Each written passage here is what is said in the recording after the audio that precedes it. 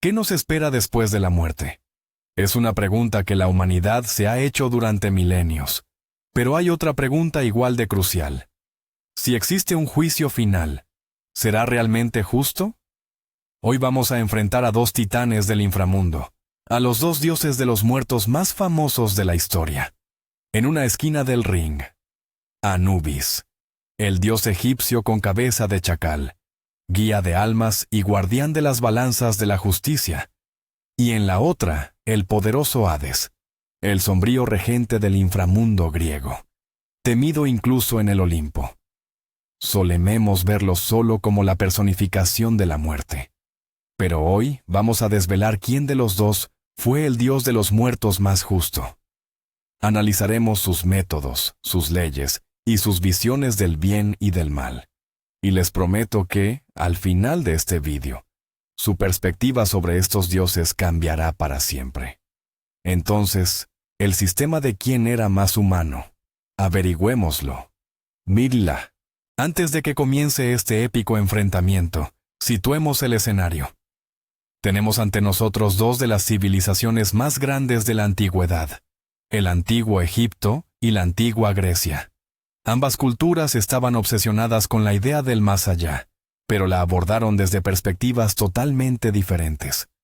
Para los egipcios, la vida terrenal era solo una preparación para la eternidad.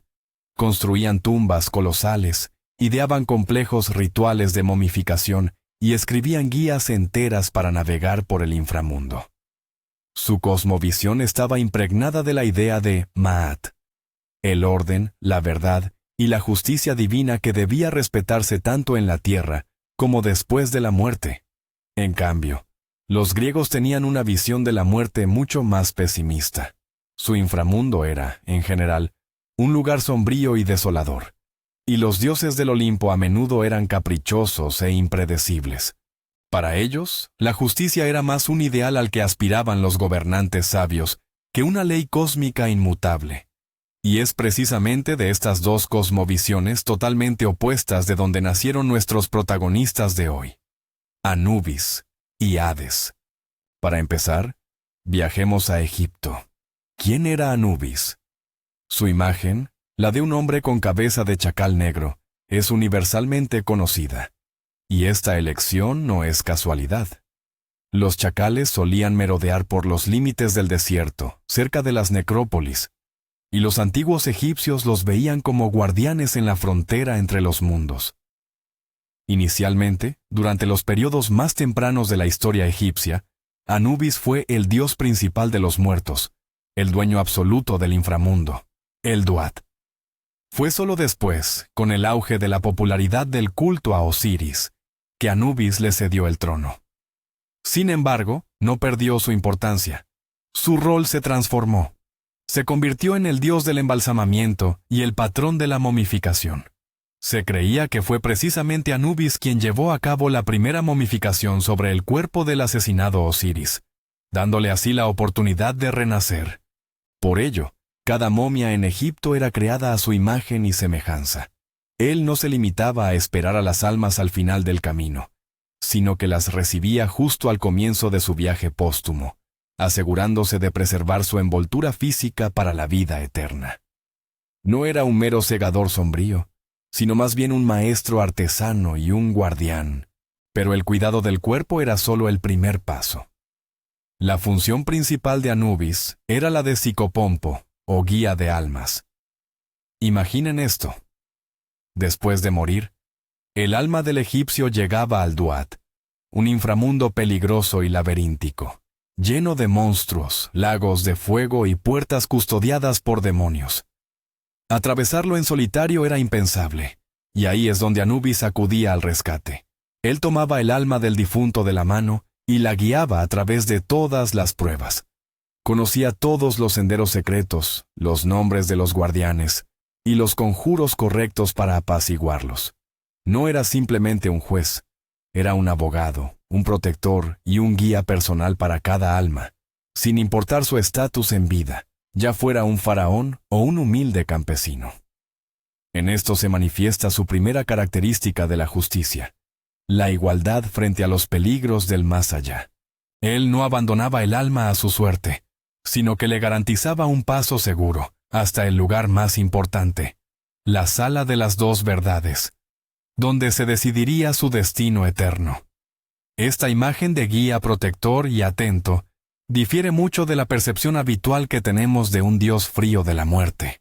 Y así, el alma, escoltada por Anubis, llega al punto culminante de su travesía, la imponente sala de las dos verdades, también conocida como la sala del juicio de Osiris. Este lugar impacta por su grandeza. En el centro de la sala, sentado en su trono, se encuentra el mismísimo Osiris, ahora ejerciendo el papel de juez supremo. Lo rodean 42 deidades juzgadoras, cada una encargada de velar por uno de los pecados capitales según la tradición egipcia. La atmósfera aquí no es caótica, sino rigurosamente reglamentada, similar a una audiencia judicial real. No hay gritos ni pánico, solo un silencio solemne. En el centro se yerguen las grandes balanzas, y Anubis es quien conduce el alma del difunto directamente hacia ellas. Su rol es ser el ejecutor principal de esta trascendental ceremonia. Él vela por la precisión y la estricta imparcialidad de la prueba más crucial en la vida y muerte de cualquier egipcio. Su calma y concentración inquebrantables demuestran que en este lugar no hay espacio para las emociones ni el favoritismo. Solo existe un cálculo frío y exacto, basado únicamente en los hechos de la vida que fue vivida. Todo este proceso, con sus detalles, fue descrito exhaustivamente en el Libro de los Muertos, para que cada persona pudiera prepararse para este inevitable momento. Llega la hora de la verdad. El acto de justicia egipcia más trascendental, la ceremonia del pesaje del corazón. Anubis coloca cuidadosamente el corazón del difunto en uno de los platillos de la balanza. ¿Por qué el corazón? Los egipcios creían que este era el receptáculo de la mente, la memoria, las emociones, y lo que es más importante, la conciencia. Era, esencialmente, el registro de todos los actos de una persona. Y en el otro platillo, Anubis deposita una ligera pluma de avestruz. Pero no es una pluma cualquiera. Es la pluma de la diosa Maat, la diosa de la verdad, la justicia, el orden y la armonía universal. La esencia de la prueba era ingeniosamente simple.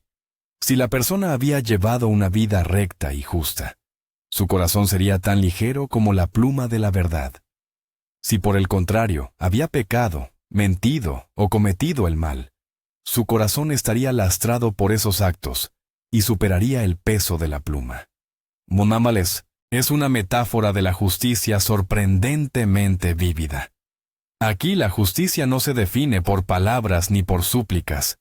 Tiene un peso físico, y Anubis, como guardián de la balanza, garantiza que nada influya en el proceso, ni la riqueza, ni el estatus, ni las peticiones. Solamente cuenta el peso de la vida vivida. Sin embargo, justo antes de que el corazón fuera depositado en la balanza, al difunto se le ofrecía una oportunidad crucial: declarar personalmente su inocencia. Esta fase del juicio se conoce como la confesión de la negación, o las 42 confesiones negativas.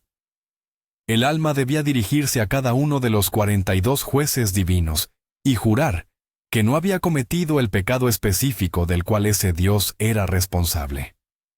El listado era sumamente extenso y muy revelador de la moral egipcia. No he matado, no he robado, no he mentido, no he sido perezoso, no he escuchado a escondidas, no me he enojado sin razón, no he contaminado el agua del Nilo. Esto no era un simple ritual formal. Era, en esencia, un acto de conciencia profunda, donde el alma, frente a la majestad de los dioses, se veía forzada a un análisis exhaustivo de toda su existencia. Esto le daba al individuo la oportunidad de participar activamente en su propio juicio, en lugar de ser un mero objeto pasivo. El sistema era totalmente transparente. Las reglas del juego, es decir, el listado de pecados, eran conocidas de antemano. Cada egipcio sabía exactamente bajo qué leyes sería juzgado, y podía estructurar su vida conforme a ellas. Era, fundamentalmente, un sistema basado en la responsabilidad personal.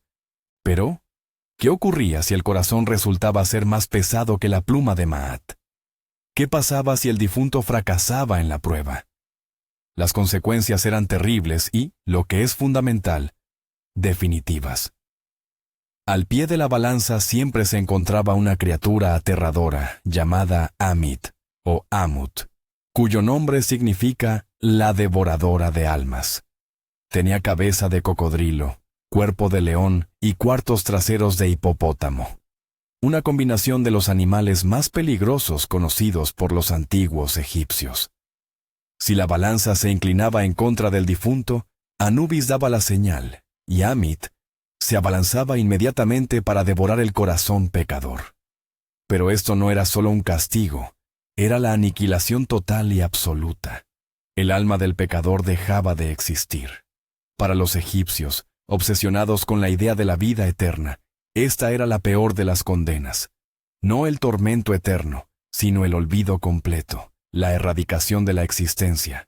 No había posibilidad de redención ni de apelación. La sentencia era inapelable. En esto reside la severidad, pero también una especie de justicia inherente, del sistema de Anubis. El mal no merece siquiera existir en la eternidad, pero hablemos de lo bueno. Si el corazón superaba la prueba y se mantenía en equilibrio con la pluma de Maat, el alma era declarada justificada, o con voz verdadera. El dios de la sabiduría, Tot, que estaba a su lado, registraba este veredicto en su tablilla, y Anubis guiaba con honores al alma justificada hasta el trono de Osiris. Osiris otorgaba su bendición final, y las puertas del paraíso se abrían para el alma. El paraíso egipcio se conocía como los campos de Yaru, o campos de cañas. Era una versión idealizada de Egipto. Siempre había buenas cosechas, el Nilo nunca se desbordaba, y no existían las enfermedades, el sufrimiento ni el trabajo pesado. El alma podía disfrutar eternamente de la paz, reencontrarse con sus familiares fallecidos, e incluso interactuar con los dioses. Es importante destacar que este paraíso estaba disponible para absolutamente todos aquellos que hubieran llevado una vida recta, sin importar su posición social. Tanto el faraón como su esclavo más humilde, una vez superado el juicio, accedían a condiciones igualmente maravillosas. Era, en esencia, una concepción de paraíso sumamente democrática, basada únicamente en el mérito personal y no en el linaje. Así que, hagamos un balance provisional sobre nuestro primer punto. ¿Es justo el sistema de Anubis? Aparentemente sí, y a un nivel muy alto. Primero, es universal. Las reglas son las mismas para todos, desde el faraón hasta el mendigo. Segundo, es transparente. La lista de pecados era de conocimiento público, y cada persona podía vivir conscientemente según las leyes de Maat. Tercero, es objetiva. La decisión no se toma basándose en emociones o favoritismos del juez, sino en una medición mecánica e imparcial. La balanza. ¿El corazón es más ligero o es más pesado? No hay término medio. Cuarto, el propio Anubis no actúa como un castigador, sino como un administrador imparcial del proceso y un guía atento. Él ayuda al alma, no la aterroriza. Su sistema no es una tiranía, sino una ley divina que funciona con precisión, fundamentada en la responsabilidad personal y la armonía universal. El único aspecto duro es la finalidad de la sentencia, pero incluso esto es lógico dentro de su cosmovisión. El mal debe ser destruido, no simplemente castigado. Trasladémonos ahora al norte, a las costas del Egeo, al mundo de los antiguos griegos. Allí nos encontraremos con nuestro segundo contendiente, Hades. Despejemos de inmediato el mito principal.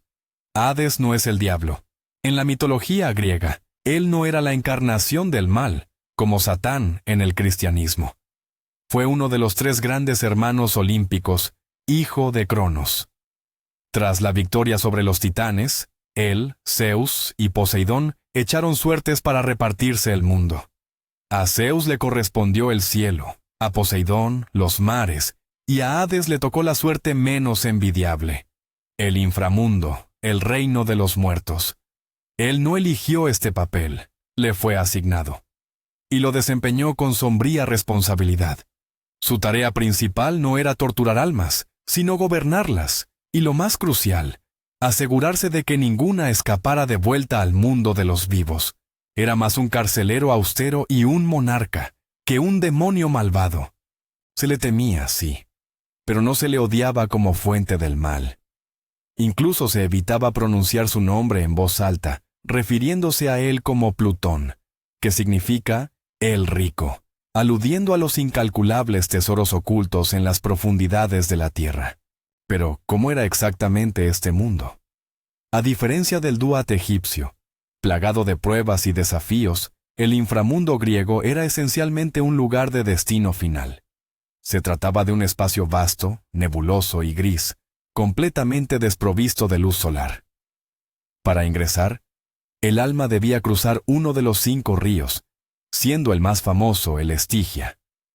Por él, las almas eran transportadas por Carón, el anciano sombrío, quien cobraba una tarifa por sus servicios. Un óbolo, la moneda que se colocaba bajo la lengua del difunto. Si un alma carecía de este pago, estaba condenada a vagar eternamente por la orilla. Ya aquí notamos una primera diferencia crucial. Aparece un requisito de carácter material, aunque puramente simbólico. El mundo de Hades en sí mismo no estaba dividido inicialmente en un paraíso y un infierno, como nosotros los concebimos. Para la mayoría de las almas, era un lugar de existencia sin alegría, semiconsciente, donde vagaban sin rumbo como sombras, despojadas de memoria y vigor vital. No era ni recompensa ni castigo, sino simplemente un eterno olvido gris. Esto refleja una visión griega mucho más pesimista de la vida después de la muerte. Y justo aquí es donde encontramos la distinción fundamental entre Hades y Anubis. Hades, en la mayoría de los mitos, no era un juez, era un rey, un gobernante, un administrador. Se sentaba en su trono de ébano junto a su esposa Perséfone, y dirigía su reino. Su labor consistía en mantener el orden, acoger a los nuevos súbditos, y crucialmente, asegurarse de que los viejos no salieran. De esto se encargaba rigurosamente su perro de 3 cabezas, Cerbero, el guardián de las puertas. Sin embargo, el juicio directo de las almas recaía en otros. Y este es un punto muy importante. Hades delegaba la autoridad judicial. Él no se dedicaba a pesar corazones ni a escuchar confesiones. Él ostentaba la autoridad suprema, pero no era ni fiscal ni juez al mismo tiempo. Esto aleja su figura del proceso activo de la justicia. Era el garante del sistema, mas no su ejecutor. Por un lado, esto puede verse como una separación de poderes, lo cual es un síntoma de un sistema legal desarrollado. Por otro, le exime de la responsabilidad directa sobre el destino de cada alma individual. ¿Quién, entonces, dictaba sentencia en el reino de Hades? Esta compleja y honrosa tarea recaía sobre 3 semidioses, Minos, Radamantis y Eaco. Los 3 habían sido reyes en vida, famosos por su sabiduría, honestidad y por gobernar con justicia. Minos fue el legendario rey de Creta. Radamantis, su hermano, era conocido por su código de leyes, y Eaco, rey de la isla de Egina, fue tan piadoso que los dioses escuchaban sus oraciones. Tras su muerte, Zeus los nombró jueces del inframundo, porque confiaba plenamente en su incorruptibilidad. Se sentaban a las puertas del reino de Hades e impartían justicia sobre cada alma que llegaba. Radamantis juzgaba a las almas procedentes de Asia, Eaco a las de Europa, y Minos tenía el voto decisivo en los casos más complejos y controvertidos. Es decir, el sistema de justicia griego no se basaba en un proceso mecánico, sino en la sabiduría y la experiencia de estos antiguos mortales. Si se quiere, era un jurado compuesto por los miembros más respetados de la sociedad. ¿Cómo se desarrollaba exactamente este juicio? A diferencia del sistema egipcio, poseemos mucha menos documentación detallada sobre el procedimiento. Aquí no hay balanzas ni la pluma de la verdad, Ma'at. Los jueces revisaban los casos basándose puramente en las acciones que la persona había llevado a cabo durante su existencia. El alma se presentaba ante ellos desnuda, despojada de todas sus insignias terrenales, de su riqueza y de su estatus. Esto simbolizaba la igualdad de todos ante la ley. Los jueces podían ver la vida entera del difunto, todas sus obras, tanto buenas como malas. Basándose en este análisis acumulativo, emitían su veredicto. Sin embargo, los criterios no estaban tan claramente codificados como los 42 pecados egipcios. ¿Qué constituía un acto heroico? ¿Y qué era considerado una atrocidad imperdonable?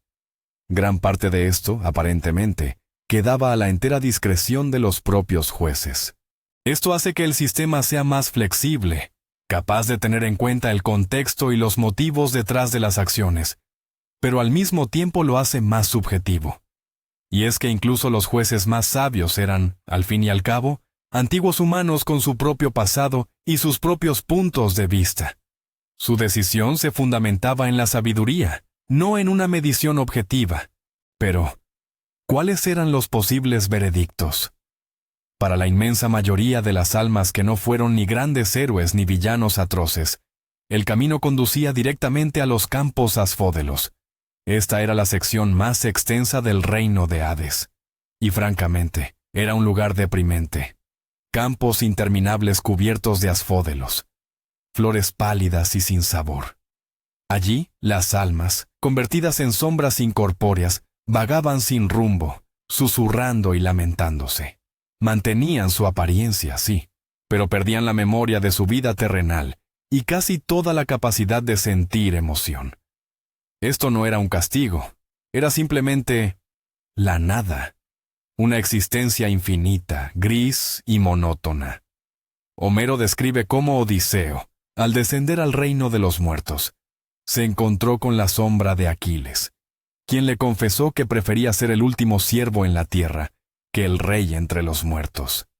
Este destino para la mayoría de los mortales refleja el temor griego, no tanto al castigo divino, sino al olvido y a la pérdida de la individualidad. Es un resultado neutral, pero profundamente depresivo. Sin embargo, para aquellos que en vida cometieron crímenes atroces, sobre todo contra los propios dioses, les aguardaba un destino muy diferente. Su destino era el Tártaro. Se trataba del abismo más profundo y sombrío del inframundo, situado tan lejos bajo tierra como la tierra lo estaba del cielo. El Tártaro funcionaba, a la vez, como una prisión cósmica para los enemigos derrotados de los dioses, como los titanes, y como el lugar de tormento eterno para los pecadores mortales. Y en este punto, la fantasía griega alcanzó su máximo esplendor. Los castigos en el Tártaro no eran simplemente crueles, eran sofisticados, personalizados y perpetuos. El rey Tántalo, que osó ofender a los dioses, fue condenado a permanecer eternamente en un estanque cuya agua retrocedía, justo cuando intentaba beber, y bajo ramas de frutos que se elevaban en el instante en que extendía la mano. Sísifo, quien había engañado a los dioses, debía empujar eternamente una roca gigantesca cuesta arriba, solo para ver cómo rodaba de nuevo al fondo, justo al alcanzar la cima. Esto no era simple venganza, sino una tortura eterna y consciente, diseñada para reflejar a la perfección la esencia de su crimen. El sistema griego no buscaba aniquilar el mal, sino condenarlo al tormento perpetuo. ¿Existía el paraíso en el reino de Hades? Pues sí. Existía. Lo conocíamos como el Elíseo, o los Campos Elíseos. Era un sitio idílico donde el sol nunca se ponía, siempre soplaba una brisa suave, y los héroes y almas justas se deleitaban en interminables banquetes, charlas y juegos. Se trataba, de hecho, del equivalente directo a los campos de Aru egipcios. Sin embargo, había un gran inconveniente. Acceder al Elíseo era extremadamente complicado. En principio, estaba reservado únicamente para héroes, semidioses y aquellos que poseían un linaje directo con las deidades. Es decir, funcionaba como un club extremadamente exclusivo, con la entrada casi vetada a los simples mortales, sin importar cuán virtuosa hubiera sido su vida. Recién más tarde, en las versiones tardías de la mitología, se comenzó a admitir a individuos excepcionalmente virtuosos, como filósofos o poetas. Aún así, siempre mantuvo su estatus como un destino para los elegidos. A diferencia del sistema egipcio, donde cualquier labriego honrado podía merecer su lugar en el paraíso, el modelo griego convertía el paraíso en un mero privilegio. Este detalle subraya la naturaleza profundamente aristocrática de la sociedad griega, en la que el origen y el linaje solían prevalecer sobre el mérito y los logros individuales. Ahora, comparemos directamente estos dos sistemas de justicia. El primer y más crucial punto es objetividad versus subjetividad. El sistema de Anubis se basa en un principio objetivo, casi científico. La balanza no miente. La pluma de Maat tiene un peso constante. El corazón o lo equilibra o no lo hace. El procedimiento está estandarizado y no depende de la opinión del juzgador. Anubis es, simplemente, un ejecutor imparcial. En cambio, el sistema griego depende completamente de la decisión de 3 jueces. Si bien eran considerados los hombres más sabios, siguen siendo individuos que emiten un veredicto basándose en su propia interpretación de la justicia. Esto abre la puerta, aunque sea solo teóricamente, a la posibilidad de error, de sesgo, o simplemente a diferentes interpretaciones de los mismos actos. El sistema egipcio era un sistema de ley y medición. El griego, un sistema de sabiduría y juicio. Y desde la perspectiva de garantizar la imparcialidad, un instrumento de medición siempre será más fiable que el juez más sabio. El segundo punto de comparación es la naturaleza del castigo. ¿Qué es más humano? ¿La aniquilación total o el tormento eterno? Los egipcios creían que el mal no merecía existir. Si vivías en contra de las leyes de Maat, eras simplemente borrado de la existencia. Es aterrador, sí, pero al menos es un final.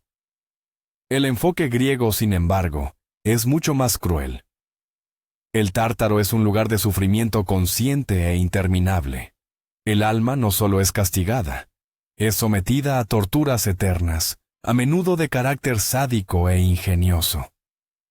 Desde la perspectiva del humanismo moderno, este derecho al olvido para el pecador egipcio parece mucho menos brutal que la concepción griega del infierno perpetuo. La justicia egipcia castiga con la destrucción, la griega con el dolor infinito.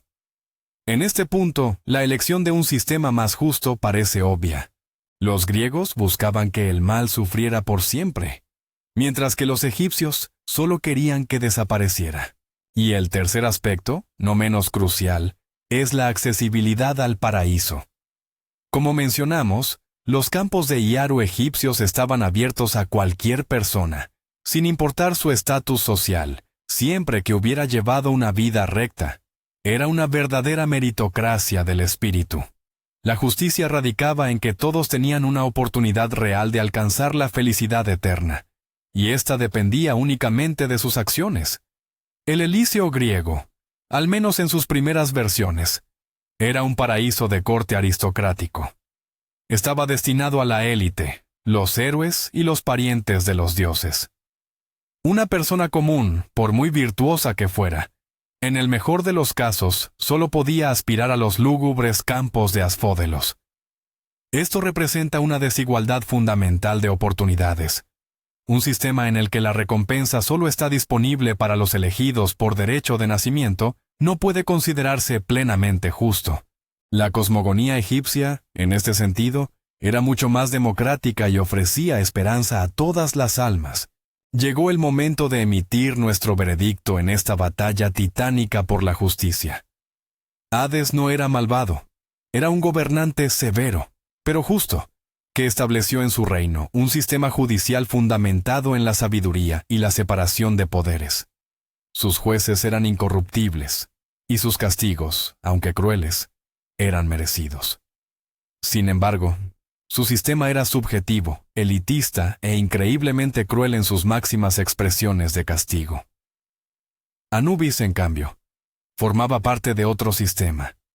Un sistema basado en la objetividad, la transparencia y la igualdad universal. Su balanza ofrecía a todos la misma oportunidad. Su paraíso estaba abierto a todas las almas justas. Y su castigo supremo, aunque era absoluto, liberaba al universo del mal, en lugar de condenarlo a un sufrimiento eterno. Él no era simplemente un juez, sino un ayudante y un guía para cada alma. Por lo tanto, si buscamos no solo orden, sino justicia en su manifestación más pura, el vencedor de este duelo es Anubis. Su sistema era más coherente, más humano, y en última instancia, mucho más equitativo para el hombre común. Y así, al adentrarnos en las profundidades de estas dos grandes mitologías, queda claro cuán diferente concebían los antiguos el concepto de justicia. Por un lado, tenemos el modelo griego, jueces sabios, sí, pero con decisiones inherentemente subjetivas, y un paraíso reservado solo para unos pocos elegidos. Por el otro, la estructura egipcia, que funciona como una maquinaria perfectamente aceitada, donde balanzas objetivas y un código de leyes estricto dictaban el destino de todos, ofreciendo oportunidades iguales. Anubis se nos revela no solo como el dios de los muertos, sino como el arquitecto de un sistema legal sorprendentemente meticuloso y equitativo. Mientras que Hades era un rey poderoso que apreciaba el orden, su reino reflejaba la desigualdad social que ya existía en la vida terrenal. Espero que este viaje haya sido tan fascinante para ustedes, como lo fue para mí. Muchas gracias por habernos acompañado. Si este video les ha gustado, por favor, denle un me gusta. Y suscríbanse al canal para no perderse nuestras próximas exploraciones mitológicas. Y ahora, la pregunta clave para ustedes. ¿Qué sistema de justicia creen que era más justo? ¿El olvido total propuesto por Anubis o el tormento eterno en el tártaro de Hades? Déjenme su opinión en los comentarios. Me encantará leer lo que piensan.